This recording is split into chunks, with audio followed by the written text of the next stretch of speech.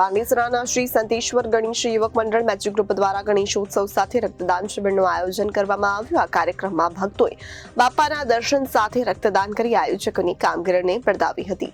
સુરત શહેરના પાંડેસરા વિસ્તારમાં આવેલા જલારામનગરના સંતેશ્વર મંદિર ખાતેના સંતેશ્વર યુવક મંડળ મેજિક ગ્રુપ દ્વારા છેલ્લા 35 વર્ષથી ગણપતિ બાપાની સ્થાપના કરવામાં આવતી હોય છે, ત્યારે આ ગ્રુપ દ્વારા દર વર્ષે અલગ અલગ કાર્યક્રમોનું પણ આયોજન કરવામાં આવતું હોય છે, જેમાં આ વર્ષે રક્તદાન શિબિરનું આયોજન કરવામાં આવ્યું હતું।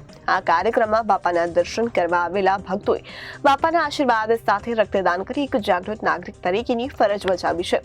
આ કાર્યક્રમમાં આયોજકો જેમાં વિકી પટેલ, ચિરાગ છવાલા, ગૌરાંગ રાઠોડ, કેવલ ભાવસાર અને ધવલ કોરપે સહિતનાઓએ ખડે પગે સેવા આપી હતી।